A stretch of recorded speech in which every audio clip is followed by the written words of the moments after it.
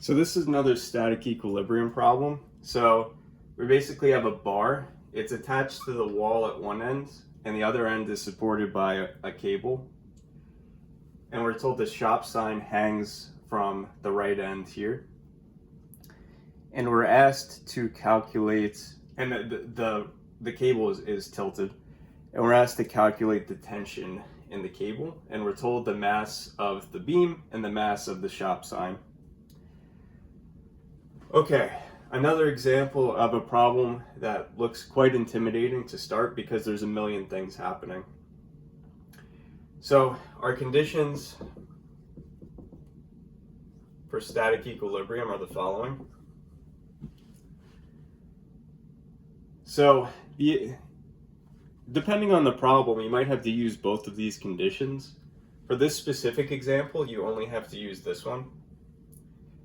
So I'll just point out that where the beam is bolted into the wall, there's what's called a reaction force. And the reaction force is unknown to us, so we could use this first condition to actually figure out what it is. But because of how the problem is set up, that reaction force is going to be up and to the right. So it's up to counteract all of these forces downwards from the weights. And then it has to be towards the right because this tension has a component towards the left. But we're not asked about the reaction force, so let's use this condition instead. And this says that I could pick any point of rotation as my pivot point and define all of the torques with respect to that.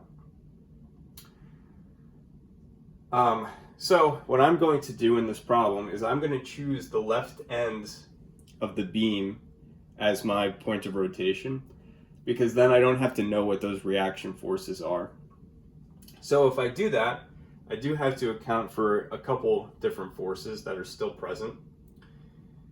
So just to clean this up, if the beam is uniform, it feels its own weight at its geometric center because that's where the center of mass is.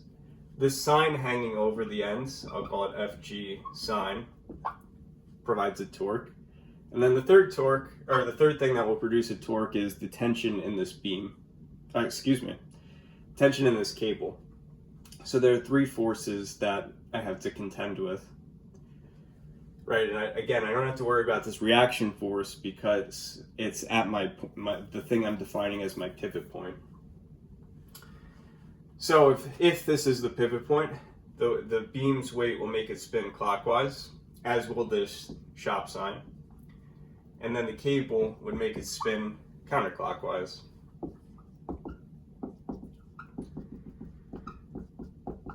So one torque is coming from the tension and the other torques are coming from these weights. So the beam's weight and the sign's weight.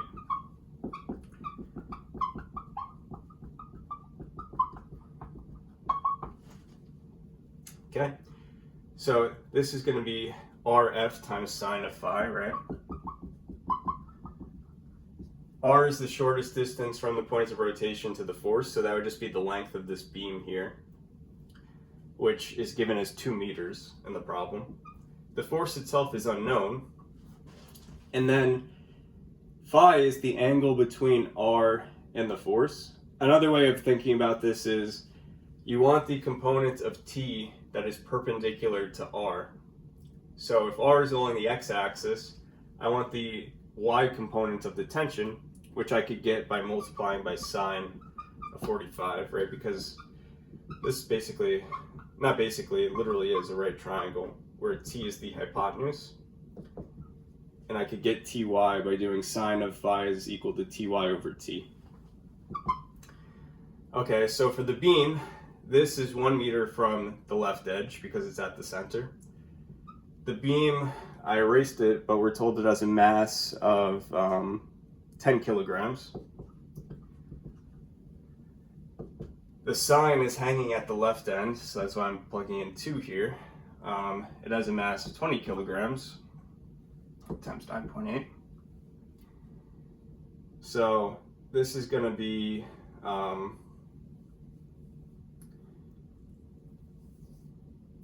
this should just give you 2 times this is going to be the square root of 2. So the tension in the beam is going to be 98